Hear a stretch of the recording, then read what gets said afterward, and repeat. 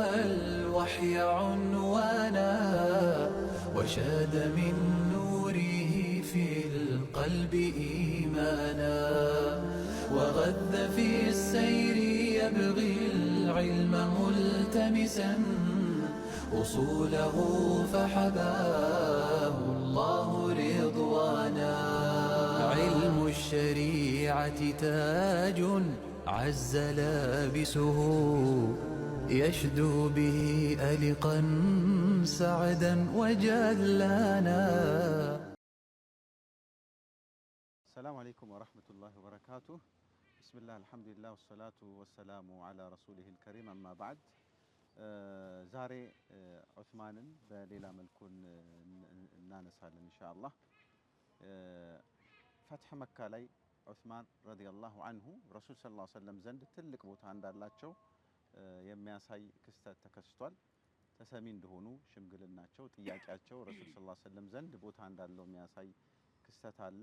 ይህንን ክስተት ሼክ ዩሱፍ አህመድ ያስቃኙናል። አብረውም ደግሞ የሁነይን ዘመቻ ላይ ወደ 100 የሚጠጉ ሰዎች በሸሹበት ጊዜ ከረሱል ሰለላሁ ዐለይሂ ወሰለም ዙሪያ በቅርበት ሆነው በጀግንነት ከተፋለሙ ሰሃቦች ውስጥ አንዱ ዑስማን ረዲየላሁ ዐንሁ ናቸው። ይህንንም አብረው ሼክ ዩሱፍ አህመድ ያስታውሱናል። ሼክ ዩሱፍ ተፈضل።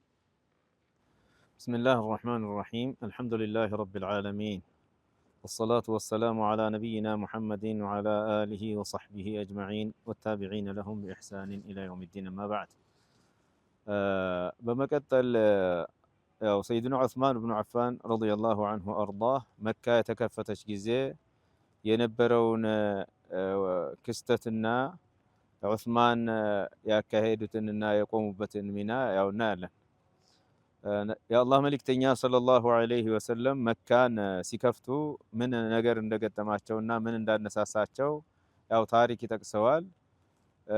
ግን መካን አላህ Subhanahu Wa Ta'ala በእጃቸው ሲያደርግላቸው ከማድረጉ በፊት መመሪያ ሰጥተዋል። መካ ስንገባ ቤቱን የዘጋ አደብ ጠብቆ የተቀመጠ ጦርነት የጦር መሳሪያ አንግቦ ያልገጠማችሁን እና አቡ ሱፊያን ግቢ የገባው እንዳትነኩ ምናምን የሚል መመሪያ ሰጥተው ነበር።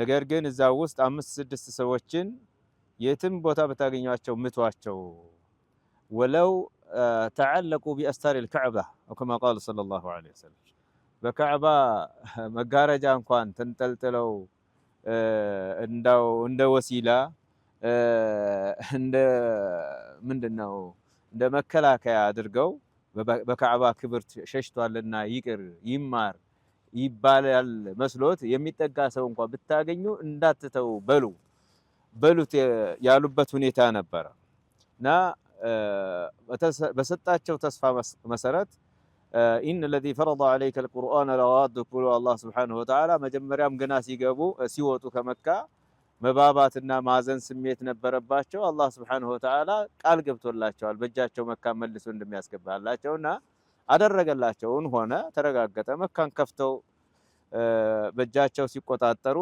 ያው ያመለጠ አመለጠ እንደነ ኢክሪማ ኢብኑ አቢ ጀህል ይመስል ረዲየላሁ ዐን ኢክሪማ ከተያዙትም ተያዙ እንደነ ኢብኑ ኸጣል አብዱላህ ابن سعد ابن أبي السرح የሚባል ግለሰብ ዑስማን ከለላ ሰጥተውታል የሚል ጣዕና አለ። ያ እንደዛ አይደለም ቢሆንም ደግሞ የሆነ ሂደት አለው። ዑስማን ማን ነው አብዱላህ ابن سعد ابن أبي السرح رضي الله عنه وأرضاه እንላለን። ትንሽ መጀመሪያ ላይ እስልምናን ተቀበለና ምክንያት አለ ማለት ነው። ከዛ በፊት ያው እሱ ያው መፈለጉን ሲያውቅ ወደ ሰይድና ዑስማን ኢብኑ አፋን ረዲየላሁ ዐንሁ ወአርዳህ ቤት ሄደና ተደበቀ። እሳቸውም ከለላ ሰጡትና መረጃ አጥፍተው ቆዩ። መጨረሻ ላይ ወደ አላህ መልእክተኛ ሰለላሁ ዐለይሂ ወሰለም አመጡትና ይሄውና አብዱላህ ኢብኑ ሰዕድ ኢብኑ አቢ ሰርሕ እስልምናን ሊቀበል ቃል ኪዳን ሊገባ መጥቷል ተቀበሉት ያ ረሱላህ አሏቸው። የአላህ መልእክተኛ ሰለላሁ ዐለይሂ ወሰለም ዞር አሉ፣ እምቢ አሉ ቃል ኪዳን ለመግባት ለዚህ ግለሰብ። ምክንያቱም አትማሩት ከተባሉት ውስጥ ነው ይሄ ሰውዬ። ደገሙና ዑስማን ብኑ አፋን ይሄንኑ ጥያቄ ያቀረቡላቸው። ቀና ብለው አዩአቸውና የአላህ መልእክተኛ ሰለላሁ ዐለይሂ ወሰለም ዝም አሉ። ሶስተኛ መልሰው ዑስማን ብኑ አፋን ይሄንኑ ጥያቄ አነሱ። ተውባ አድርጎ ቃል ኪዳን ሊገባ እስልምናን እንደገና ሊቀበል መጥቷል ተቀበሉት ያ ረሱላህ ሲሏቸው የአላህ መልእክተኛ ሰለላሁ ዐለይሂ ወሰለም ተቀበሉና እስልምናውንም ተቀበሉ። ያው ሙባይዓውንም አደረጉ። እዚህ ላይ የአላህ መልእክተኛ ሰለላሁ ዐለይሂ ወሰለም ከናንተ አለይሰ ሚንኩም ረጁሉን ረሺዱን የእኹዙ ሃዛ ፈየቅቱሉሁ አው ከማ ቃል ሐይሱ ረአኒ አንከፉ ዐንሁ እንደው ቅን ሰው እንደጠፋ ይሄን ሰው የአንገቱን የሚልልኝ መጨረሻ ላይ ነው። ቃል ኪዳኑን ከፈጸሙ በኋላ አንገቱን የሚለው አጣሁኝ። እኔ 3 ጊዜ ሁሉ ጥያቄ ሲቀርብልኝ እምቢ ስል አይገባውም። እንዴት ከናንተ ውስጥ አይ የአላህ መልእክተኛ ሆይ ወደ አንድኛችን እኮ አይነውን ኢሻራ ቢያደርጉ ኑሮ ቢሉን ኑሮ እንመታው ነበረ አሏቸው።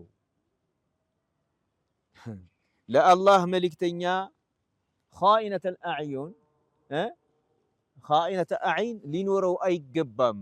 ከዳተኛ አይን በሰላም እያናገረ እንደዚህ ከጀርባ ምቱ ብሎ የሚሰጥ ምልክት ሊኖረው አይገባም። በዚህ ልክ እንኳን ምህረት ሊሰጠው የማይገባውን ዑስማን ሆኑባቸውና ደጋግመው ሲጠይቋቸው የአላህ መልእክተኛ ሰለላሁ ዐለይሂ ወሰለም ለዑስማን ክብር ሲሉ ያን ሰው እየማሩት ማለት ነው። አላህም ሱብሓነሁ ወተዓላ ተውባ ያደረገን ሰው ያው ይቀበላል። ይሄ አንዱ ነው። ሌላው ሰይድና ዑስማን ብኑ አፋን ያው ጠላት የሚያስወራባቸው ሌላ ውዥንብር አለ። የሑነይን ዘመቻ ጊዜ ወደ ሐዋዚን ባቀኑ ጊዜ ከመካም ፉሉሎች ነበሩ እንዳሁኑ እንደሚባለው ወደ ሐዋዚን ጎሳ ተጠግተው ተጨማሪ ኃይል አጠናክረው ነብዩን ሰለላሁ ዐለይሂ ወሰለም ከመካ ለማስወጣት ዝግጅት ያደረጉ ጎሳዎች ነበሩ እና የአላህ መልእክተኛ መረጃው ሲደርሳቸው ወደዛ አመሩ። 10,000 ጦር ከመዲና ይዘው መጥተዋል። በመካ መከፈት ማግስት ደግሞ ታውቃላችሁ ሆይ እኔ በእናንተ ላይ የምወስደውን እርምጃ ታውቃላችሁ ሲሏቸው አህሉ መካን በሐረም ሳሓ ላይ ሰብስበው ያው አንተ እንግዲህ አኹን ከሪሙን ወብኑ አኺን ከሪሚን ላ ነተወቀዑ ሚንከ ኢላ ማ ቃለ ዩሱፉ ሊእኽወቲህ ኢዝሀቡ ፈአንቱም ጡለቃ። የተከበርክ ወንድም ነህ፣ የተከበረ ወንድማችን ልጅ ነህ። ካንተ ላይ ምን እንጠብቃለን? ደግ ሰው ዩሱፍ ያን ሁሉ ጉድጓድ ጥለውት ከዛም በኋላ ብዙ ነገር አድርገውት መጨረሻ ለላ ተስሪበ ዐለይኩም አልየውም በእናንተ ላይ ዛሬ ምንም ወቀሳ የለም በቃ ይቅር ብያችኋለሁ እንዳላቸው አንተ እንደው ይቅር ትለን እንደሆን እንጂ የኛ ጥፋትና ያንተ ደግነትማ የት እናተ የት ሲሏቸው የአላህ መልእክተኛ ሰለላሁ ዐለይሂ ወሰለም አፍው ናቸውና ኢዝሀቡ ፈአንቱም ጡለቃ አሏቸው። ወደ ቤታችሁ ሂዱ አብሽሩ ነፃ ናችሁ አሏቸው። በዛ ተነሳስቶ 2000 ወጣት ሰልሞ ነበር። 10,000 ከመዲና የመጣ ሲደመር 2000 12,000 ለንህዘም አንቂላህ ብለው ጦርነቱን እናሸንፋለን በሚል ኦኔ ሄዱ። አላህ ሱብሓነሁ ወተዓላ ደግሞ ትንሽ ፈዲሓ መጣባቸው። انهزم عن رسول الله صلى الله عليه وسلم كثير منهم أو جلهم إلا القليل كالله ملك تنيا لاي صلى الله عليه وسلم أبزانيا وششة تنش توسيكر كقرت سوت وسط عثمان بن عفان رضي الله عنه عمر بن الخطاب أبو بكر الصديق سيهونو كآل البيت إن علي إن عباس إن الفضل بن عباس يقينوا بتان يا عثمان شرف بزنو ላኪን ያው የጠላ ብዙ ነገር አይዋጥለትምና አውርተዋል። ፈረዲየላሁ ዐን ዑስማነ ወጀሚዕ ሰሓበቲ ረሱሊላሂ ሰለላሁ ዐለይሂ ወሰለም። ወደ ሼክ ዑመር እናመራለን። እንደምታውቁት 9ኛው ዓመተ ሂጅራ ለረሱል ሰለላሁ ዐለይሂ ወሰለምና ለሰሓቦቻቸው በጣም አስጨናቂ የሆነ ክስተት የተፈጠረበት ነው። የተቡክ ዘመቻ 30 ሺህ ሰራዊት ረሱል ሰለላሁ ዐለይሂ ወሰለም አሰልፈው፣ ነገር ግን በቂ መጓጓዣ በቂ ትጥቅና ስንቅ ያልነበረበት ሰዓተል ዑስራ በማለት ቁርአን ላይ አላህ ዐዘ ወጀል የሚያወሳውን ክስተት በዚህ በአስጨናቂ ጊዜም ለረሱል ሰለላሁ ዐለይሂ ወሰለም አለሁኝ ከጎኑ በማለት ረሱልን ሰለላሁ ዐለይሂ ወሰለም ያስደሰቱበት ትልቅ አጋጣሚ አለ። ያንን አጋጣሚ ከሼክ ዑመር እንሰማለን። መርሐባ ቢስሚላህ ወልሐምዱሊላህ ወሰለላሁ ወሰለም ወባረከ ዐላ ረሱሊላህ ወዐላ አሊሂ ወአስሐቢሂ ወመንዋላህ አማ በዕድ። ሰላሙ አለይኩም ወረሕመቱላሂ ወበረካቱህ። አልሐምዱሊላህ እንግዲህ አላሁ ስብሓነሁ ወተዓላ ሳይነጣጥለን በአመቱ ለረመዳን ዝግጅት ለረመዳን የሚሆን የሰሃቦችን ብሎም የኸሊፋዎችን ታሪክ እየዘከርን የምንገኝበት ፕሮግራማችን በጣም ያስደስታል። እኔ አላህን አመሰግናለሁ። አልሐምዱሊላህ ረቢል ዓለሚን። ዑስማን ብኑ አፋን ረዲየላሁ ተዓላ አንሁ ያው ሁላችሁም እንደምታውቁት አዳማጮችም እንደሚያውቁት በተለይ በዚህ በቸርነቱ ዙሪያ ላይ ተወርቶ የማያልቅ የሚያስደምም የሆነ ታሪክ አላቸው። የተቡክ ዘመቻ ነስሩ እንዳለው 9ኛው ዓመት በጣም ረጅም ጉዞ የሚያስከድ በጣም ሙቀቱ በበረታበት ሰዓት መዲና ላይ ደግሞ ፍራፍሬው በደረሰበት ጥላው በሚያስደስትበት እዛ ደግሞ በጣም ከባድ የዘመኑ ሀያላን የሚባሉ ሰዎች ጋር የሚፋለሙበት ጦርነት ነውና ብዙ ሰዎች ቀርተው ኒፋቃቸው የተጋለጠበት ከ80 በላይ ሀታ ሙናፊቅ ያልሆኑ አቀባ ላይ እንዲሁም በድር ላይ የተሳተፉ ያው የጀነት መሆናቸው የተመሰከረላቸው ሷሃቦች እንኳን የቀሩበት 3 ሷሃቦች ይታወቃሉ። አልሰላሰ ለነ ኩልፉ የሚለው አያ ሀታ ለ50 ቀን ተኮርፈው ወضاقت عليهم الارض بما رحبت وضاقت عليهم انفسهم የሚለው የወረደበት ክስተት ነው። ሱረቱ ተውባ የወረደበት ወሚንሁም ብሎ አላህ Subhanahu Wa Ta'ala ብዙ ሙናፊቆችን ያጋለጠበት እንደው ደህነኞቹ ሷሃቦች ሁላችንም እንዳይነካካም ብለው የፈሩበት ምዕራፍ ረጅሙ ምዕራፍ ሱረቱ ተውባ የወረደበት አው ሱረቱ ሙቀሽቅሻ የወረደበት ትልቅ ክስተት ነው ሐቂቃ ማለት ነው። በዛን ሰዓት ዑስማን ብኑ አፋን ረዲየላሁ ዐንሁ እንኳን ተዘመቻው ቀርተው ሊወቀሱ አይደለም በዘመቻው ላይ ድግግሞሽ ባለው ሁኔታ የጀነት እንደሆኑ የተመሰከረባቸውና ታሁን በኋላ የሰሩት አይጎዳቸውም የተባለበት ጦርነት ነው ሐቂቃ። ዑስማን ተማንም በላይ በዛ ጦርነት ያተረፉበት እሳቸው ናቸው ቢባል ማጋነን ይሆናል ብዬ አላስብም ሐቂቃ ማለት ነው። ለዚህም አንድ ጊዜ እሳቸው ያወሩትን እንጥቀስና ቡኻሪ ሙዓለቅ አድርገው አውርተውታል። እስማዒሊ፣ አቡ ዳውድ፣ አጣያሊሲና ኢማም አህመድ መውሱል ባደረጉት ሪዋያ ላይ ዑስማን ብኑ አፋን እንደታገቱ ያው ሽፍታዎች እውከት ፈጣሪዎች አግተዋቸው ቤታቸው አድርገዋቸው የገዟትን ሩማ ውሃ እንኳን አላስጠጣ ብለው ሩሩማን እንኳን ሰው አስፋፉት መስጂድ ያላሰግር ብለው ይሄ ሌላ ታሪካቸው ነው።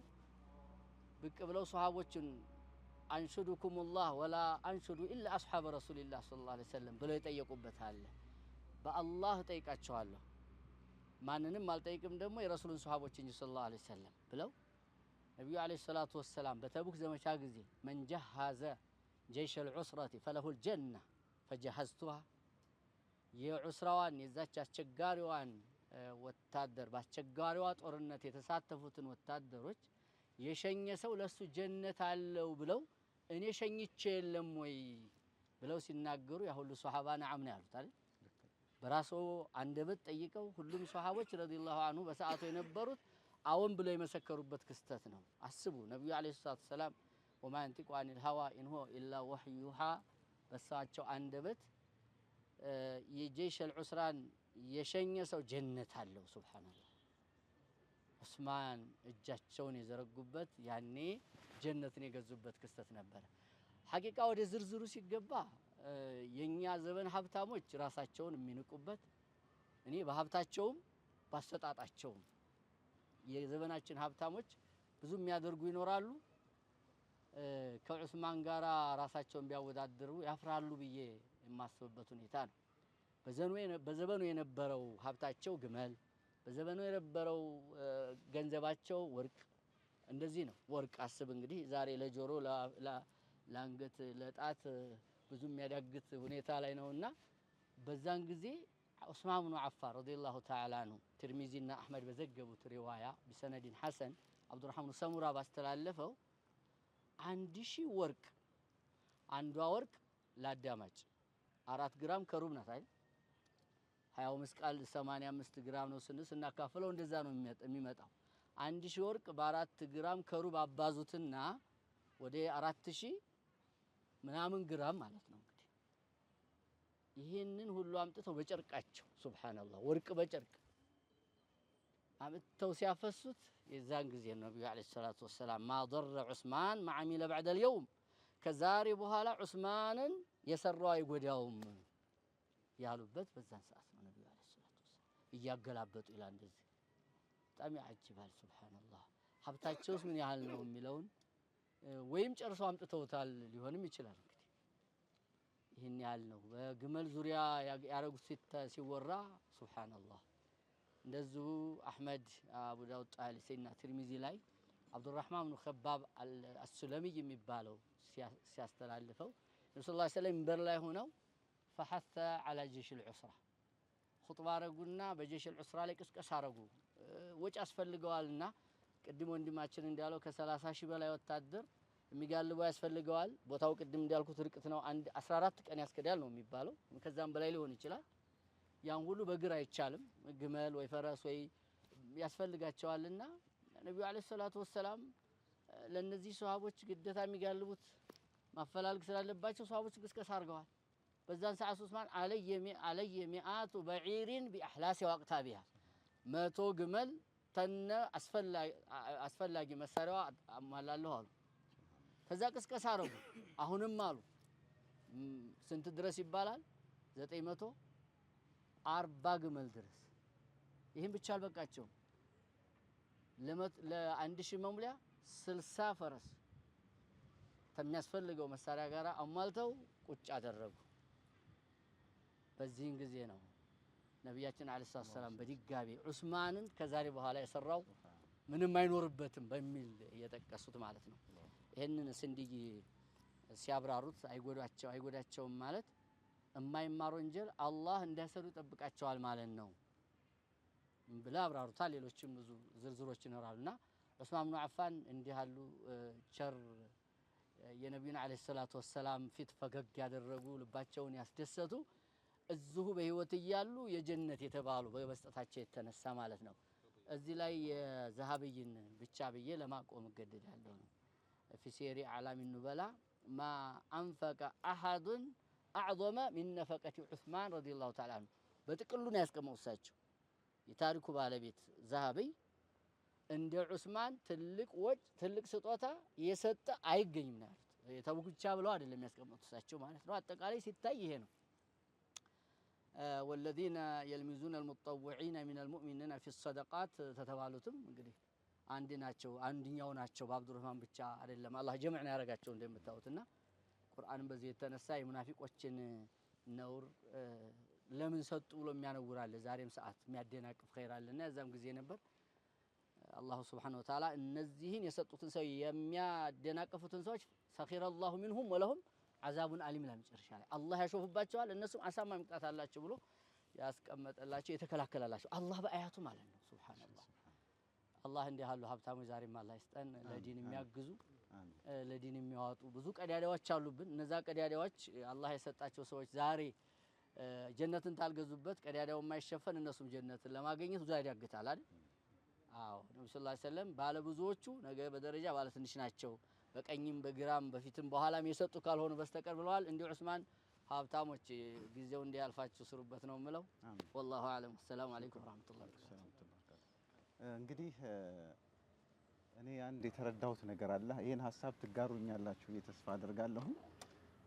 ዑስማን ላይ እንደ ትችት የሚነሱ በሰሃባ ጠል አንደበቶች ወይም ደግሞ በግልጽ ስንነጋገር ሺዓዎች እና እነሱን የመሰሉት ዑስማንን የሚተቹባቸው ነጥቦች የበለጠ ዑስማን ትልቅነታቸው የታየበትና የበለጠ የዑስማን ክብር ያለበት ክስተት መሆኑን እየተረዳን ነው የምንመጣው ማለት ነው። መቼም በረሱል ሰለላሁ ዐለይሂ ወሰለም አንደበት ማ ضر ዑስማን ማ ፈዐለ በዐደ ልየውም ከተባለ በኋላ ዑስማንን የሚተች ረዲየላሁ ዐንሁ እሳቸውን የሚጠላ ሰው ኢማኑን መፈተሽ አለበት፣ እስልምናውን መፈተሽ አለበት የሚለውን ትልቅ ቁም ነገር ነው ከዛሬው ክስተት የተረዳ ነው። መቼም ረሱል ሰለላሁ ዐለይሂ ወሰለም በዛ ልክ ሲደሰቱ አይተናል፣ እኛም ተደስተናል። ስለዚህ ይህ ትልቅ ትምህርት ያገኘንበትና ተመልካቾቻችንም ቁም ነገር የቀሰሙበት ጀልሳ እንደሆነ ተስፋ አድርጋለሁኝ። ሹክረን ሼክ ዑመር፣ ሹክረን ሼክ ዩሱፍ፣ ሁላችሁም ጀዛኩሙላሁ ኸይረን። ሰላም አለይኩም ወራህመቱላሂ ወበረካቱ። لجيل توخى الوحي عنوانا وشاد من نوره في القلب إيمانا وغذ في السير يبغي العلم ملتمسا أصوله فحباه الله رضوانا علم الشريعة تاج عز لابسه يشدو به ألقا سعدا وجلانا